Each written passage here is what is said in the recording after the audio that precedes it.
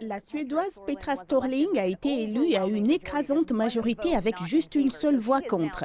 Elle est donc aujourd'hui la 8e présidente de l'ITTF et la première femme à occuper ce poste. Elle prend la barre à un moment très particulier de l'histoire de l'organisation, alors que le monde continue de faire face à une pandémie mondiale qui a un impact important sur la manière dont les athlètes concourent et leurs fans les regardent. C'est aussi un environnement commercial en évolution. L'organisation est en cours de restructuration dans le but de maximiser ses profits, que ce soit par le biais des parrainages, des droits médiatiques ou d'événements numériques.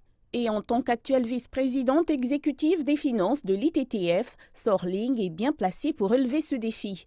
Mais il semble que ce que l'ITTF espère le plus, c'est que Storling l'amènera vers une nouvelle ère, en unifiant ce qui est pour l'instant une organisation assez divisée par de nombreuses querelles internes.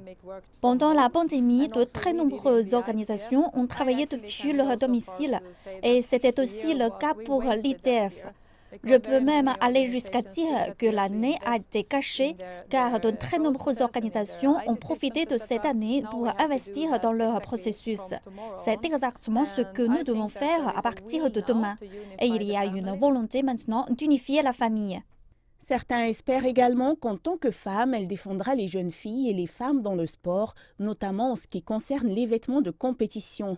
Lors de l'AGA, un représentant du Royaume-Uni a déclaré que les règles vestimentaires étaient l'une des principales raisons pour lesquelles les femmes et les filles abandonnaient le sport de compétition.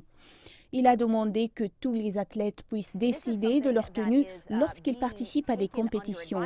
Cette demande sera mise en délibéré, mais il ne s'agit là que d'un exemple de la manière dont cette organisation, vieille de plusieurs décennies, se tourne vers l'avenir pour voir comment elle peut attirer et retenir de nouveaux membres. Et Petra Storling a désormais pour mission de mener à bien cet effort.